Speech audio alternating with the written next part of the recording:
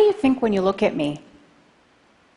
A woman of faith, an expert, maybe even a sister, or oppressed, brainwashed, a terrorist, or just an airport security line delay? That one's actually true. If some of your perceptions were negative, I don't really blame you. That's just how the media has been portraying people who look like me. One study found that 80% of news coverage about Islam and Muslims is negative. And studies show that Americans say that most don't know a Muslim. I guess people don't talk to their Uber drivers. Well, for those of you who've never met a Muslim, it's great to meet you. Let me tell you who I am. I'm a mom, a coffee lover, double espresso cream on the side. I'm an introvert. I'm a wannabe fitness fanatic, and I'm a practicing spiritual Muslim. But not like Lady Gaga says, because baby, I wasn't born this way. It was a choice.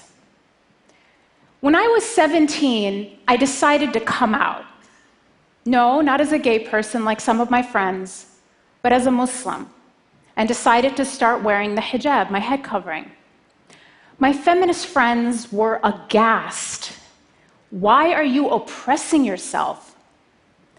The funny thing was, it was actually, at that time, a feminist declaration of independence from the pressure I felt as a 17-year-old to conform to a perfect and unattainable standard of beauty. I didn't just passively accept the faith of my parents. I wrestled with the Quran. I read and reflected and questioned and doubted and ultimately believed. My relationship with God, it was not love at first sight. It was a trust and a slow surrender that deepened with every reading of the Quran. Its rhythmic beauty sometimes moves me to tears. I see myself in it. I feel that God knows me. Have you ever felt like someone sees you, completely understands you, and yet loves you anyway? That's how it feels. And so later, I got married, and like all good Egyptians, started my career as an engineer. I later had a child after getting married, and I was living essentially the Egyptian American dream. And then that terrible morning of September 2001. I think a lot of you probably remember exactly where you were that morning. I was sitting in my kitchen, finishing breakfast, and I look up on the screen and see the words breaking news. There was smoke, airplanes flying into buildings, people jumping out of buildings. What was this? An accident? A malfunction? My shock quickly turned to outrage. Who would do this? And I switched the channel and I hear Muslim terrorist, in the name of Islam, Middle Eastern descent, jihad. We should bomb Mecca. Oh my God. Not only had my country been attacked, but in a flash, somebody else's actions had turned me from a citizen to a suspect. That same day, we had to drive across Middle America to move to a new city to start grad school. And I remember sitting in the passenger seat as we drove in silence, crouched as low as I could go in my seat for the first time in my life, afraid for anyone to know I was a Muslim. We moved into our apartment that night in a new town in what felt like a completely different world. And then I was hearing and seeing and reading warnings from national Muslim organizations saying things like, be alert, be aware, stay in well-lit areas, don't congregate. I stayed inside all week. And then it was Friday, that same week, the day that Muslims congregate for worship. And again, the warnings were, don't go that first Friday. It could be a target. And I was watching the news, wall-to-wall coverage. Emotions were so raw, understandably. And I was also hearing about attacks on Muslims, or people who were perceived to be Muslim being pulled out and beaten in the street. Mosques were actually firebombed. And I thought, we should just stay home. And yet, something didn't feel right. Because those people who attacked our country attacked our country. I get it that people were angry at the terrorists. Guess what? So was I. And so to have to explain yourself all the time isn't easy. I don't mind questions. I love questions. It's the accusations that are tough. Today we hear people actually saying things like, there's a problem in this country and it's called Muslims. When are we going to get rid of them? So some people want to ban Muslims and close down mosques. They talk about my community kind of like we're a tumor in the body of America. And the only question is, are we malignant or benign? You know, a malignant tumor you extract altogether, and a benign tumor you just keep under surveillance. The choices don't make sense because it's the wrong question. Muslims, like all other Americans, aren't a tumor in the body of America. We're a vital organ. Thank you.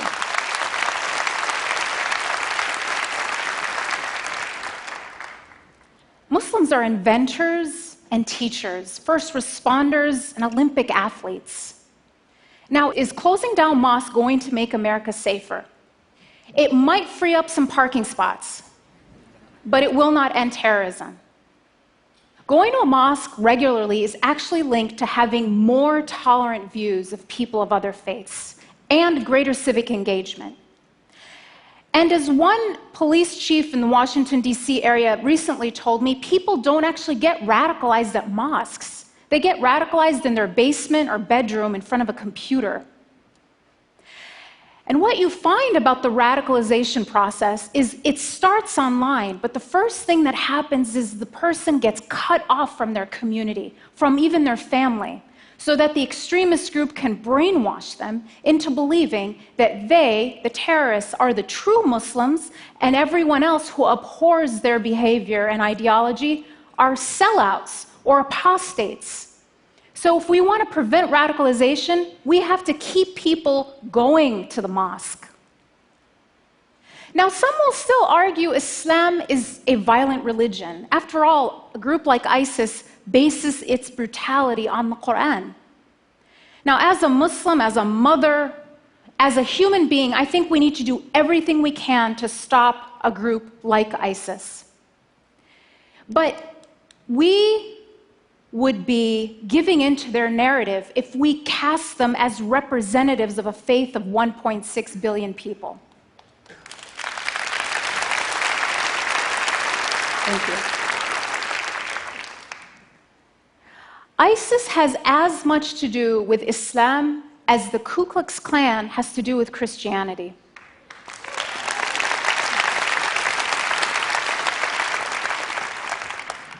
Both groups claim to base their ideology on their holy book.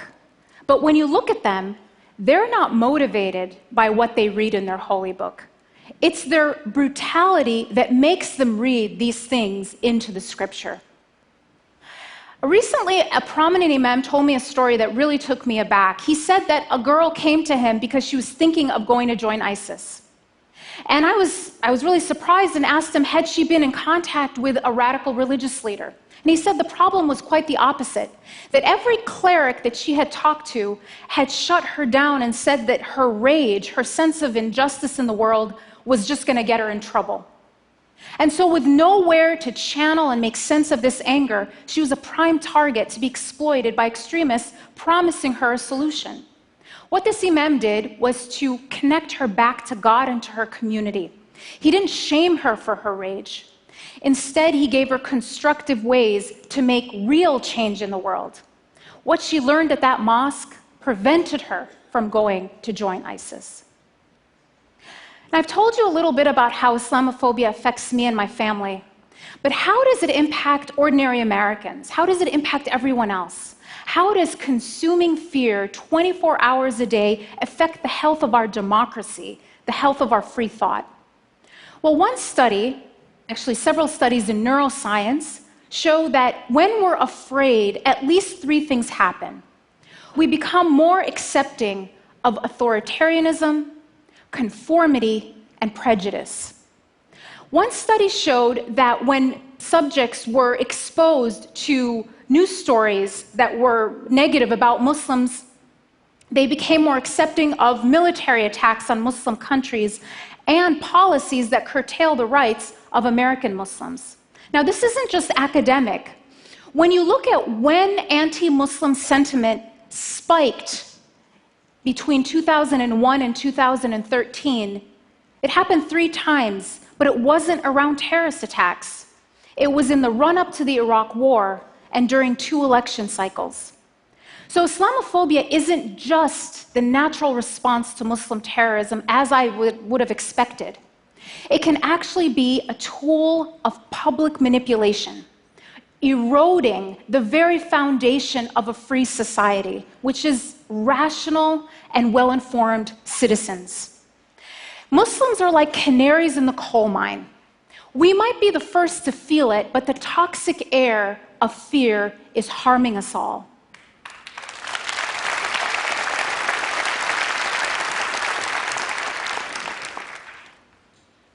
And assigning collective guilt isn't just about having to explain yourself all the time. Dalia and his wife, Yusr, were a young married couple living in Chapel Hill, North Carolina, where they both went to school. Dalia was an athlete, he was in dental school, talented, promising, and his sister would tell me that he was the sweetest, most generous human being she knew. She was visiting him there, and he showed her his resume, and she was amazed. She said, "When did my baby brother become such an accomplished young man?" Just a few weeks after Suzanne's visit to her brother and his new wife, their neighbor, Craig Stephen Hicks, murdered them, as well as Yusra's sister Roseanne, who was visiting for the afternoon, in their apartment, execution style, after posting anti-Muslim statements on his Facebook page. He shot Dalia 8 times. So bigotry isn't just immoral, it can even be lethal. So back to my story. What happened after 9/11? Did we go to the mosque or did we play it safe and stay home? Well, we talked it over, and it might seem like a small decision, but to us it was about what kind of America we wanted to leave for our kids. One that would control us by fear, or one where we were practicing our religion freely. So we decided to go to the mosque, and we put my son in his car seat, buckled him in, and we drove silently and tensely to the mosque. And I took him out, I took off my shoes, I walked into the prayer hall, and what I saw made me stop. The place was completely full. And then the imam made an announcement thanking and welcoming our guests, because half the congregation were Christians, Jews, Buddhists, atheists, people of faith and no faith, who had come not to attack us, but to stand in solidarity with us.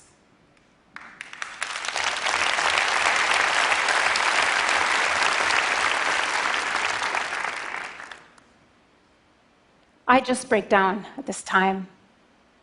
These people were there because they chose courage and compassion over panic and prejudice. What will you choose?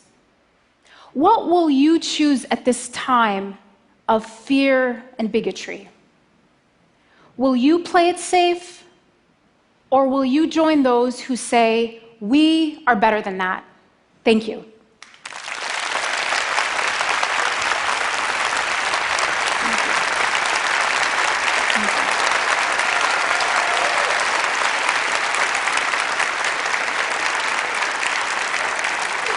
Thank you so much. So, Dalia, you seem to have struck a chord, but I wonder, what would you say to those who might argue that you're giving a TED Talk, you're clearly a deep thinker, you work at a fancy think tank, you're an exception, you're not the rule? What would you say to those people? I would say, don't let this stage distract you. I'm completely ordinary. I'm not an exception. My story is not unusual. I am as ordinary as they come. When you look at Muslims around the world, and I've done this, I've done the largest study ever done on Muslims around the world. People want ordinary things. They want prosperity for their family, they want jobs, and they want to live in peace. So I am not in any way an exception. When you meet people who seem like an exception to the rule, oftentimes it's that the rule is broken, not that they're an exception to it. Thank you so much. Thank you so much. Dalia Mogahed. Thank you.